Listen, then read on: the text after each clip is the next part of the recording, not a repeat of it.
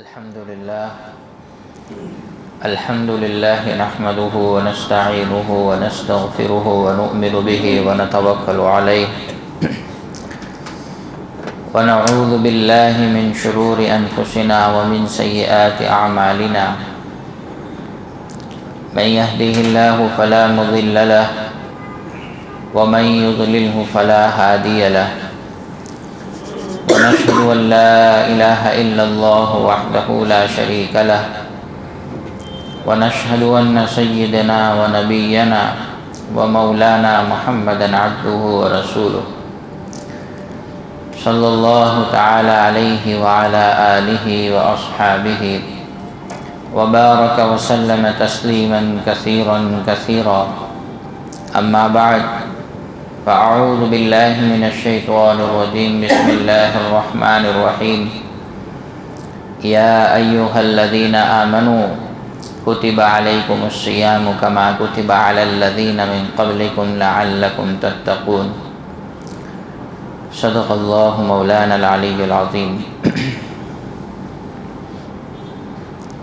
میرے محترم دوست و بزرگوں،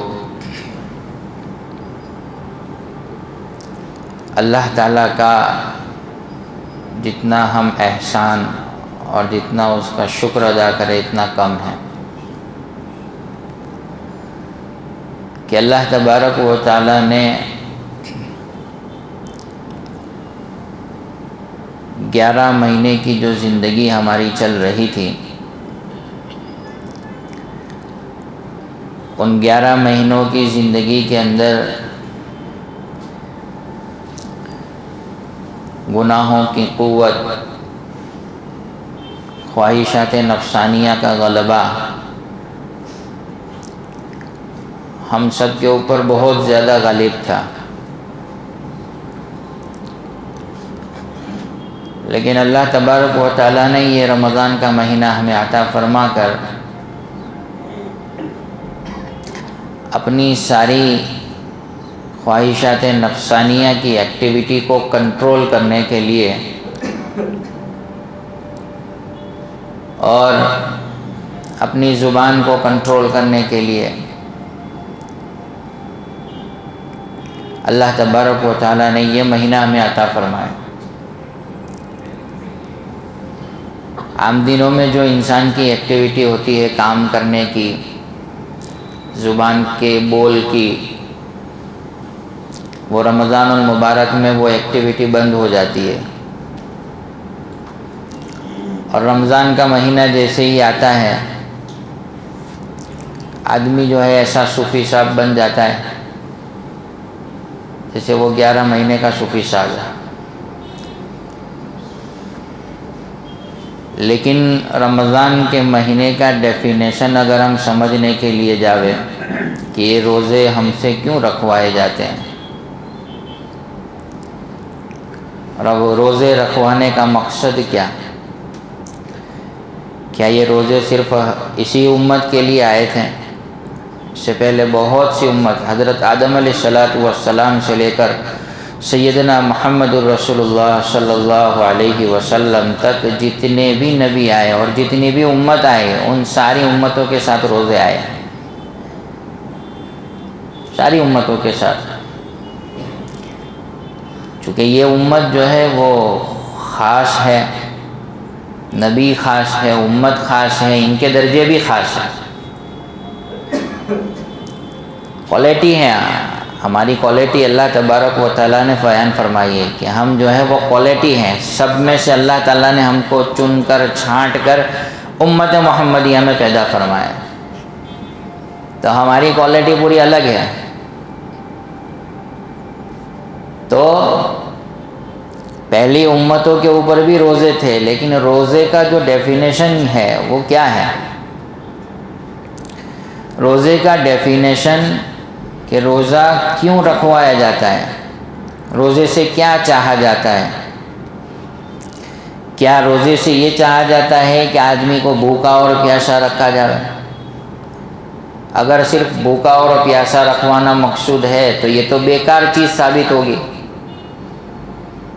فرمایا کہ روزے رکھوا کر اللہ تبارک و تعالی اس کو متقی بنانا چاہتا ہے۔ قرآن میں اللہ تعالیٰ فرماتے ہیں لعلکم تتقون، تاکہ تم متقی بن جاؤ۔ متقی کسے کہتے ہیں؟ متقی کہتے ہیں پرہیزگار کو، پرہیزگار کو کہتے ہیں۔ آج ہم لوگ سنتے ہیں کہ تقوی اختیار کرو، تقوی اختیار کرو، تو تقوی کیا چیز ہے؟ کس چیز کے ذریعے سے ہماری زندگی کے اندر تقوی آئے گا؟ یہ تقوی جو ہے وہ ہماری آنکھوں سے دکھنا چاہیے، تقوی ہماری زبان پر ہونا چاہیے کہ ہماری آنکھوں کا تقوی یہ ہے کہ ہماری آنکھ غلط دیکھے نہ، صرف رمضان کے مہینے میں نہیں، پورے 12 مہینوں کے اندر، بلکہ اللہ تبارک و تعالیٰ نے جتنی زندگی ہمیں عطا فرمائی ہے وہ ساری زندگی کے اندر ہم اپنی آنکھ کا غلط استعمال نہ کریں، یہ ہے آنکھوں کا تقوی۔ یہ ہے کیا ہے بھائی؟ بولو، آنکھوں کا تقوی۔ ایک ہے کانوں کا تقوی، ایک ہے کانوں کا تقوی۔ کانوں کا تقوی کیا ہے کہ کانوں کے تقوی سے یہ چاہا جاتا ہے کہ آدمی کسی کی غلط غیبت کو نہ سنے، غلط غیبت کو، کسی کی غلط بات کو نہ سنے، موسیقی، میوزک وغیرہ یہ چیزیں نہ سنے، یہ ہے کانوں کا تقوی۔ یہ ہے کیا ہے؟ بولو بھائی، کانوں کا تقوی۔ زبان کا تقوی، زبان کا تقوی کیا ہے کہ زبان سب سے پہلے غلط فحش، غلط بات نہ بولے۔ زبان ایک ایسی چیز ہے کہ اس کی وجہ سے بہت سارے لوگ جو ہے جہنم میں جائیں گے۔ اللہ کے نبی صلی اللہ علیہ وسلم نے حضرت معاذ رضی اللہ تعالیٰ عنہ کو جب یمن کا حاکم بنا کر بھیجا تھا تو اللہ کے نبی صلی اللہ علیہ وسلم نے ان کو بہت ساری نصیحت کی تھی۔ ان نصیحتوں میں سے ایک نصیحت یہ تھی، اللہ کے نبی صلی اللہ علیہ وسلم نے فرمایا اے معاذ، ایسا اپنی زبان کو قابو میں رکھنا۔ کیا فرمایا؟ کیا فرمایا؟ اپنی زبان کو قابو میں رکھنا۔ یہ زبان ہے 100 گرام کی، 150 گرام کی، لیکن سارے فساد کی جڑ ہے، سارے فساد کی جڑ۔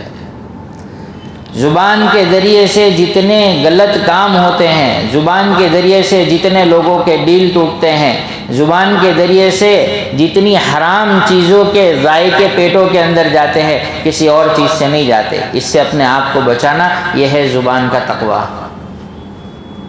یہ کیا ہے؟ زبان کا تقوی۔ ہاتھوں کا تقوی، ہاتھوں کا تقوی کیا ہے کہ ہاتھوں کا تقوی یہ ہے کہ یہ حالت غلط ناجائز جگہوں پر نہ اٹھے۔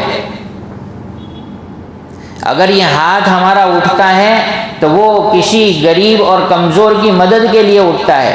یہ ہاتھ اگر ہمارا اٹھتا ہے تو کسی ضرورت مند کی ضرورت کو پورا کرنے کے لیے اٹھتا ہے۔ یہ ہے ہمارے ہاتھ کا تقوی۔ یہ کیا ہے؟ ہمارے ہاتھ کا تقوی۔ ایسے ہی ہماری شرمگاہ کا تقوی ہے، ایسے ہی ہماری شرمگاہ کا تقوی ہے کہ ہماری شرمگاہ جس کا استعمال جس جگہ پر کرنے کے لیے کہا ہے، اپنی بیوی کے ساتھ، اس کے علاوہ ہماری شرمگاہ کا استعمال کسی اور دوسری جگہ پر نہ ہو، یہ ہے ہماری شرمگاہ کا تقوی۔ یہ سمجھ میں آ رہا ہے؟ ہاں۔ غلط جگہ پر اپنی خواہشات کو پورا نہ ہو۔ ایسے ہی یہ پیروں کا تقوی ہے کہ ہمارے پیر جو ہے وہ غلط جگہوں پر نہ جاوے، عیاشیوں کے اڈوں پر نہ جاوے، لوگوں کے اوپر ظلم کرنے کے لیے ہمارے قدم نہ چلے، بلکہ ہمارے یہ قدم اگر چلتے ہیں تو وہ کسی غریب مسکین اور کسی کی ضرورت کو پورا کرنے کے لیے نکلتے ہیں. یہ ہے ہمارے پیروں کا تقویٰ. تو یہ رمضان کے مہینے میں اللہ تبارک و تعالیٰ جو گناہوں کی ایکٹیویٹی کا ایک مادہ انسانوں کے اندر ہوتا ہے، شیطان کو اور جو شرکش شیاطین ہوتے ہیں ان لوگوں کو قید کر کے اس کے نفسانی اور گناہوں کے جو مادے ہوتے ہیں اس مادوں کو ختم کر کے انسان کے اندر سے وہ گناہوں کی طاقت ہوتی ہے وہ کم ہو جاتی ہے. لعلکم تتقون، تاکہ آدمی متقی ہو جاوے، تاکہ آدمی کیا بن جاوے؟ متقی بن جاوے، پرہیزگار بن جاوے. اسی لیے یہ رمضان کا مہینہ اللہ نے ہمیں عطا فرمایا کہ یہ جو 11 مہینے کی جو ایکٹیویٹی غلط چیزوں کی ہوئی، غلط سوچ کی ہوئی، غلط بولنے کی ہوئی، ظلم کرنے کی ہوئی، کسی کا حق دبانے کی ہوئی، کسی کو گالی گلوچ کرنے سے ہوئی، یہ 11 مہینے کی ایکٹیویٹی رمضان کے مہینے میں اللہ تبارک و تعالیٰ ان ساری ایکٹیویٹیوں سے معافی مانگ کر اپنے دلوں کو پاک صاف کر کے اللہ تبارک و تعالیٰ کے سامنے کھڑا ہونا. اس میں 2 چیزیں، ایک حقوق اللہ ہے اور ایک حقوق العباد ہے. اللہ کے اپنے حقوق ہیں، وہ توبہ سے معاف ہو جاتے ہیں. راتوں کو اٹھے، روئے، معافی مانگی، گڑ گڑائے، سجدے میں گئے، گرم گرم آنسو بہائے، اللہ کے سامنے معافی مانگی، اللہ نے معاف کر دیا. لیکن ایک کا تعلق حقوق العباد سے ہے اور یہ حقوق العباد بڑا خطرناک ہے، بڑا خطرناک ہے. زبان سے بول تو دیا ہے کسی کو، لیکن کس کو بولا ہے پتہ ہی نہیں. لیکن وہ جس کو بولا گیا ہے وہ اپنے دل میں حسرت لیے ہوئے گھوم رہا ہے.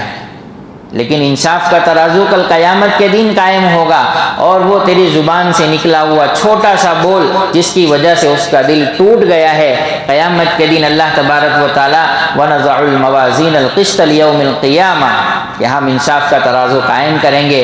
تمہاری زبان کے بول اور سامنے والے کی زبان کے بول، ان دونوں کو تولا جائے گا.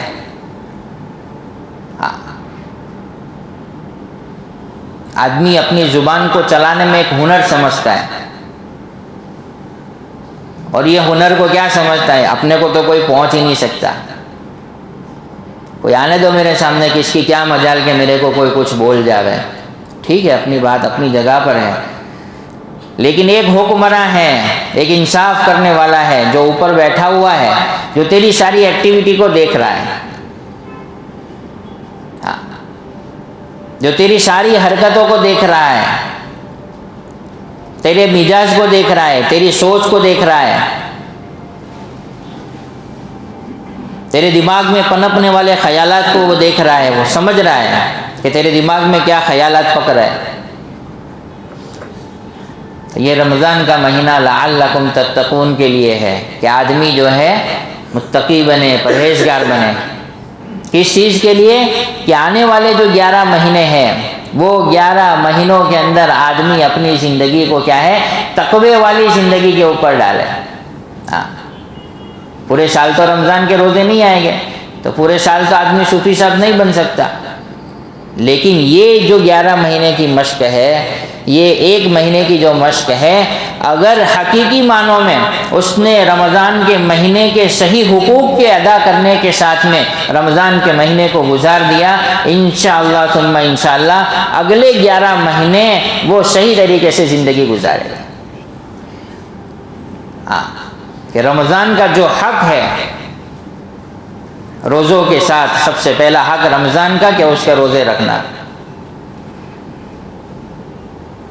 رمضان کا دوسرا حق اس کی تراویح ہے. آدمی کو مجاہدہ لگتا ہے 20 رکعت کھڑا ہونا. ابھی کے زمانے میں تو الحمدللہ ساری سہولتیں ہو گئی ہے. ابھی تو پانی کی بوتلیں بھی لے کے بیٹھتے. پہلے کے زمانے میں کوئی پانی کی بوتلیں نہیں ہوتی تھی. امام صاحب تراویح پڑھانے والے 4 رکعت کے بعد وہ تو پڑھ کے تھک جاتے ہیں، لیکن بوتلیں جو ہے وہ پیچھے والوں کی پہلے کھل جاتی ہے. مجاہدہ کہاں رہا؟ مجاہدہ نہیں رہا. مجاہدہ تو پہلے کے لوگوں نے کیا کہ سخت گرمی کے زمانے میں اور ایسے زمانے میں کہ پترے کے گھر ہے اور اوپر سے اللہ کے گھر کی سورج کی تپش خطرناک چل رہی ہے، اور ایسے لوگوں ایسے وقت میں وہ لوگ روزہ رکھتے ہیں، پورے دن جو ہے پانی سے کپڑے کو نچوڑ کر اپنے جسم پر ڈالتے ہیں تاکہ وہ روزہ ہمارے لیے روزہ بن جاوے۔ ایسے لوگ روزہ رکھتے تھے۔ ابھی آدمی فجر کی نماز کے بعد سو گیا، سیدھا ظہر میں اٹھا، ظہر کے بعد سویا، سیدھا عصر میں اٹھا، اور عصر کے بعد افطاری کی خریدی میں گیا تو ہمارا ہو گیا روزہ۔ تو روزے کے اندر مجاہدہ آیا ہی کہاں ہے؟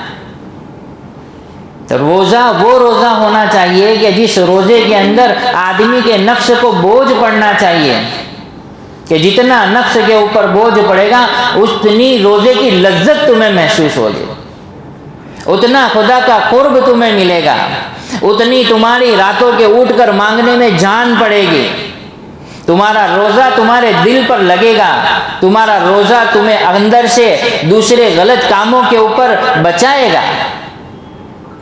یہ روزہ ہے۔ آج ہمارے روزے پر کوئی مجاہدہ نہیں۔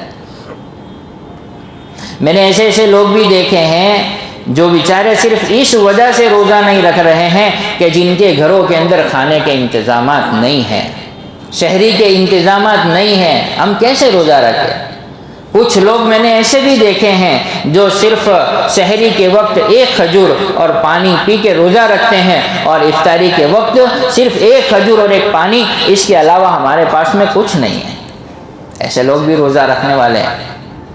تو وہ روزے ان کو 11 مہینے تقوی کے اوپر کھڑا کرتے ہیں، وہ اللہ کی دی ہوئی تھوڑی سی نعمت پر راضی ہو جاتے ہیں، وہ زندگی کے بہترین حصوں میں زندگی گزار کر اللہ تبارک و تعالیٰ کو دنیا سے راضی کر کے جاتے ہیں۔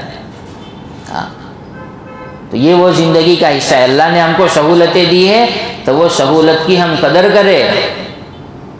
یہ اللہ نے جو نعمتیں دی ہے، چاہے انسان کو جتنی بھی نعمت دی ہے اور جیسی بھی نعمت دی ہے، چاہے تھوڑی دی ہے تو وہ تھوڑے میں شکر کرے، زیادہ دی ہے تو زیادہ میں شکر کرے۔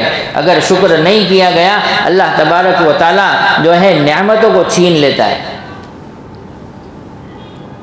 ہاں، اللہ تعالیٰ نعمت کو چھیننے پر آتے تو وہ کسی اسباب کا اور کسی چیزوں کا محتاج نہیں ہے، اور دینے پر آوے تو کسی چیز کا محتاج نہیں ہے، وہ بغیر اسباب کے اور بغیر کسی چیز کی ایکٹیویٹی کے اللہ تعالیٰ دے بھی دیتے ہیں۔ تو یہ اللہ کا حکم، اللہ کا نظام اللہ ہی جانتے ہیں۔ رمضان کے مہینے میں ہمارا مال جو اللہ نے ہم کو دیا ہے، اس مال کے ذریعے سے ہم اللہ کی رضا کو حاصل کریں، لعلکم تتقون، کہ اس مال کے ذریعے سے ہم تقوی حاصل کریں۔ مال کا تقوی کیا ہے؟ کہ مال کا تقوی یہ ہے کہ مال کے ذریعے سے جن غریب اور یتیم اور مسکین اور ضرورت مند جو ہے ان لوگوں کے حقوق ان کے گھروں پر جا کر ادا کریں۔ آج ہوتا ہے کبھی ایسا کہ غریب، یتیم، مسکین، ضرورت مند کے گھروں کو ڈھونڈ کر ان کے پاس میں ان رقموں کو پہنچایا جائے؟ آج کبھی ایسا ہوتا ہے؟ آج تو وایا سب ہو رہا ہے۔ تو دیکھ لینا کون ہے، کیا ہے، نہیں، نکالنے والے نکال کے دے دیتے، ختم۔ احسان مانو ان لوگوں کا جو تمہاری گندی، تمہارے مالوں کی زکوٰۃ جو تمہارے مال کی گندگی ہے، اس مال کی گندگی کو لے کر وہ تم پر احسان کر رہے ہیں۔ اگر وہ تمہارے مالوں کو نہ لیتے اور تمہارے مالوں کی گندگی کو نہ لیتے تو تم در بدر اپنی زکوٰۃ اور صدقات کو لے کر گھومتے، کوئی لینے والا نہیں ہوتا۔ ان کا احسان ہے، ہمارا ان پر احسان نہیں۔ ان کا ہم پر احسان ہے کہ وہ ہمارے سے لے رہے، ورنہ وہ انکار کر دے تو ہم کہاں دینے جائیں گے؟ اور ہمارے ذمے حقوق اللہ کا جو فرض ہے، زکوٰۃ نکالنا فرض ہے، وہ ہمارے ذمے وہ فرض باقی رہ جائے گا۔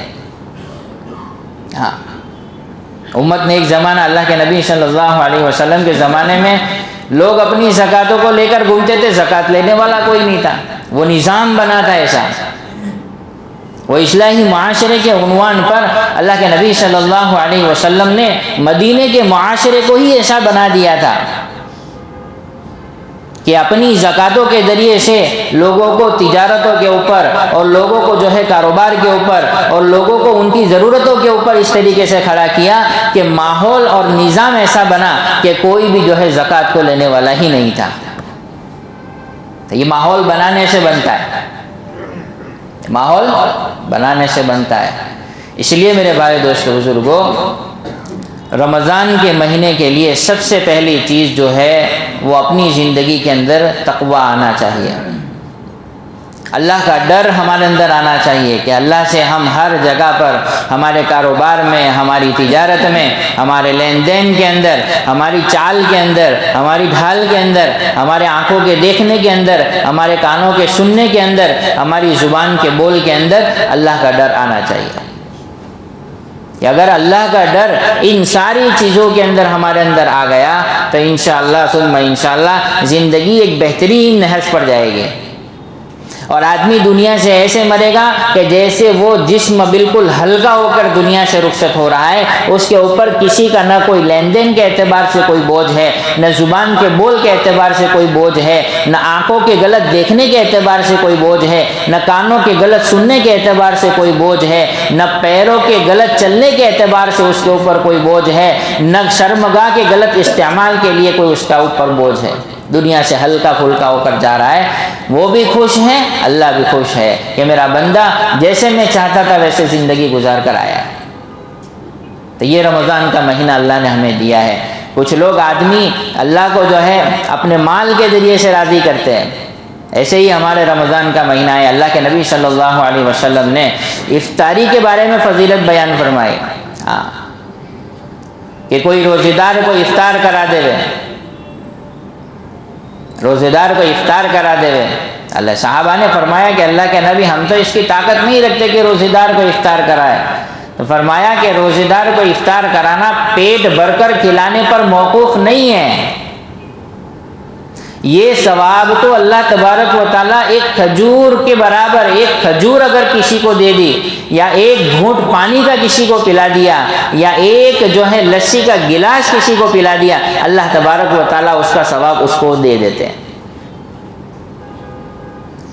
ماشاءاللہ آپ کے یہاں تو اچھا نظام ہے، ہمارے یہاں یہ نظام نہیں ہوتا، کیونکہ محلے کی مساجدیں ہی اتنی ساری ہوتی ہیں، گھروں کے نظام ہی ایسے ہوتے ہیں، لیکن یہاں پر ماشاءاللہ بہت اچھی طریقے سے نظام چل رہا ہے کہ لوگوں کو افطاری کرانے کا نظام، ہر ایک اپنے اعتبار سے اپنی حیثیت کے مطابق ہے نا۔ دیکھو مالدار کا 1000 روپے خرچ کرنا اور غریب کا 1 روپیہ خرچ کرنا دونوں برابر ہیں، کیونکہ مالدار نے اپنی حیثیت سے 1000 روپے دیا ہے، غریب نے اپنی حیثیت سے 1 روپیہ دیا ہے، دونوں کی ویلیو اللہ تعالیٰ کے یہاں پر برابر سرابر۔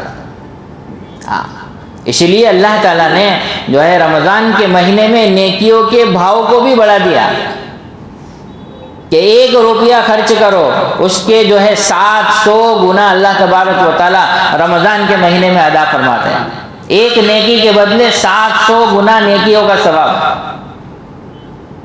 تو یہ تو نیکیوں کے کمانے کا سیزن ہے کہ جتنی آدمی اپنی زبان کے ذریعے سے، نیک اعمال کے ذریعے سے، کوئی مال کے ذریعے سے، کسی نہ کسی ذریعے سے آدمی جو ہے نیکیوں کو کرے گا، اس کے نامہ اعمال میں اللہ تبارک و تعالیٰ ثواب ہی ثواب عطا فرمائیں گے، ثواب ہی ثواب۔ لیکن اس کے اندر ایک چیز بہت ضروری ہے، ایک چیز بہت ضروری ہے کہ یہ افطاری کے لیے جو ہمارا خرچ ہوتا ہے نا، ہم جو دیتے ہیں، چاہے کچھ بھی دے کسی بھی اعتبار سے، یہاں پر مسئلہ لوگوں کے روزے کے افطاری کرانے کا ہے، اپنا پاکیزہ مال دے رہے۔ کیسا دے رہے بھائی؟ کیسا مال دے رہے؟ حلال روزی، حلال رزق کمایا ہوا۔ ہمارا ایک دوست تھا، وہ ایک مرتبہ مجھے یوں کہنے لگا کہ آج تو جو ہے مجھے افطاری کرانے کا شوق ہوا ہے، لیکن ہے کچھ نہیں۔ تو میں نے کہا کیا کرے گا؟ تو بولے آج جو ہے تھوڑی مزدوری کروں گا میں، اور مزدوری کرنے کے لیے وہ اسپیشل گیا باہر، روزہ رکھ کے گیا، اور روزہ رکھنے کے بعد اس نے پورے دن تقریباً 6 گھنٹے اس نے مزدوری کی۔ اور مزدوری کیا کی؟ وہ جو ٹرک وغیرہ جو خالی ہوتے ہیں نا، وہ ٹرک خالی کرنے کے بعد میں جو 25-25 کلو کے بیگ ہوتے ہیں نا، اس کو اٹھا کر اس مزدوری نے، اور تھا بھی سامنے ایمان والا، تو اس سے یہ پوچھا کہ تو یہ مزدوری کیوں کر رہا ہے؟ تو کہ میں یہ مزدوری اس لیے کر رہا ہوں تاکہ جو ہے وہ شام کو رمضان کے مہینے میں جو افطاری کروانی ہے نا، وہ افطاری کے لیے مجھے وہاں پیسے دینے ہیں۔ تو وہ حلال روزی اور وہ حلال پاکیزہ مال اور وہ طیب مال لے کر جب وہ آیا تو بتاؤ اس مال کی اللہ کے یہاں پر کیا قیمت ہو۔ اس لیے افطاری میں جو بھی ہمارا اماؤنٹ وغیرہ آتا ہے، چاہے کسی بھی اعتبار سے تھوڑا سا دو، لیکن دو صحیح۔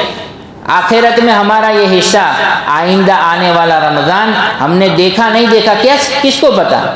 بہت سارے دوست ہمارے احباب، بہت ساری عمر والے، بہت سارے رشتہ دار جو گزشتہ رمضان میں ہمارے ساتھ میں افطاری میں شریک تھے، کھانے میں شریک تھے، تراویح میں شریک تھے، روزوں میں شریک تھے، ہر چیز میں شریک تھے، لیکن آنے والا یہ رمضان آج ہم ان کے بنا جو ہے روزے کھول رہے، ان کے بنا سحری کر رہے ہیں، ان کے بنا ہم افطاری کر رہے ہیں۔ تو آنے والا رمضان ہمارے لیے میسر ہو نہ ہو، یہ رمضان کے مہینے میں جتنا ہم سے ہو سکے اتنی نیکیوں کے ساتھ میں ہم اللہ تبارک و تعالیٰ کا قرب حاصل کریں گے۔ انشاءاللہ اللہ تبارک و تعالیٰ دنیا اور آخرت دونوں بنائیں گے۔ ہاں، دنیا اور آخرت دونوں بنانے کا وعدہ اللہ تبارک و تعالیٰ نے سب سے پہلے جو ہے نا، جو دنیا کے اندر اپنے مال کے ذریعے سے اللہ کا قرب حاصل کرنا چاہتا ہے، اپنے مال کے ذریعے سے اللہ کا قرب حاصل کرنا چاہتا ہے، اللہ تبارک و تعالیٰ سب سے پہلے اس کی دنیا کی ضرورتوں کے اندر تقویت عطا فرماتے ہیں۔ اس کو دنیا کے کاموں کے اندر، چاہے وہ مال کسی بھی اعتبار سے ہو، تھوڑا بھی ہو، لیکن اس مال کی ویلیو اللہ تبارک و تعالیٰ کے نزدیک بہت زیادہ ہوتی ہے۔ تو اللہ کے ذریعے سے کسی بھی طریقے سے قرب اللہ کا حاصل کریں، اللہ کے ذریعے اللہ تعالیٰ کے پاس میں جو ہے یہ راتوں کا، رمضان کی جو راتیں ہیں، اب یہ راتوں میں اللہ تعالیٰ کا قرب کیسے حاصل کریں؟ میرے بھائی دوستو بزرگوں، بہت سارے ایسے لوگ ہیں جو صرف اس وقت میں اٹھتے ہیں جب سحری کا اینڈنگ وقت ہوتا ہے، 10 منٹ، 15 منٹ، 20 منٹ۔ ارے یہ تہجد کی نماز 2 رکعت 4 رکعت نماز پڑھ کے آپ اللہ سے مانگو تو صحیح، اللہ کے سامنے سجدہ ریز تو ہو، اٹھ جاؤ تھوڑا جلدی۔ یہ رمضان کے مہینے میں 4:45 بجے اپنے آپ کو اٹھا دو، 4:30 بجے اپنے آپ کو اٹھا دو، نفس کو تھوڑا سا بوجھ پڑے گا، لیکن اس بوجھ کے ساتھ میں اگر آدمی اٹھے گا اور اللہ کے سامنے سجدے میں جا کر، اور اللہ تبارک و تعالیٰ کو وہ بندہ سب سے زیادہ پسند ہے جب سارے لوگ سو رہے ہیں اور یہ بندہ اپنی پیشانی کو رگڑ کر اللہ کے سامنے جو ہے اپنی دنیا کو مانگ رہا ہے، اپنی آخرت کو مانگ رہا ہے، اپنے جو ہے دنیا کے احوال کو درست کرنے کو مانگ رہا ہے۔ اللہ تبارک و تعالیٰ فرشتوں کے سامنے فخر کرتے ہیں کہ دیکھو جی میرا بندہ میرے ڈر کی وجہ سے، میرے خوف کی وجہ سے، میرے جلال کی وجہ سے جو ہے میرا بندہ میرے سامنے اپنی پیشانی کو رگڑ رہا ہے۔ اس لیے یہ تہجد کی نماز جو ہے نا، اس کو اپنے زندگی کی ضرورت سمجھ لے۔ سارے مسائلوں کے حل اللہ تعالیٰ نے اس میں رکھے ہیں۔ آدمی جب نیک بنتا ہے، نیک تہجد یہ نیک لوگوں کی صفات میں سے ہے، نیک لوگوں کی عادتوں میں سے ہے۔ اللہ کے نبی صلی اللہ علیہ وسلم پر تو یہ نماز فرض کر دی گئی تھی۔ اللہ کے نبی صلی اللہ علیہ وسلم ہمیشہ تہجد میں اٹھ کر اس امت کے لیے دعائیں مانگا کرتے تھے۔ تو کیا ہمارے ذمہ یہ ضروری نہیں ہے کہ اپنی زندگی میں تھوڑا سا حصہ جتنا ہو سکے ہم سے رات کی تنہائی میں اٹھ کر اللہ تبارک و تعالیٰ سے اپنی دنیا بھی مانگے اور آخرت بھی مانگے؟ اور یہ رمضان کا مہینہ جو ہے وہ صحیح طریقے سے ہمارا کیسے گزرے، اور رمضان کے روزے یہ صحیح طریقے سے کیسے گزرے، اس میں تسبیح ہے، تلاوت ہے، انہیں سب سے زیادہ ہمارا وقت ادھر ادھر کی باتوں میں نہ لگے، بلکہ سب سے زیادہ وقت ہمارا قرآن کریم کی تلاوت میں، روزوں میں، اور اس کے علاوہ تسبیح اور تلاوت میں، نفل نمازوں میں، اس کے اندر ہمارا وقت لگے گا۔ انشاءاللہ ہمارا رمضان بہترین گزرے گا۔ اور رمضان کے بعد جتنے مہینے ہیں ان مہینوں میں یہ رمضان کے مہینے کے ذریعے سے ہم کو تقویت ملے گی، تو کریں گے نا انشاءاللہ۔ اللہ تعالی ہم سب کو کہنے سننے سے زیادہ عمل کی توفیق عطا فرمائے۔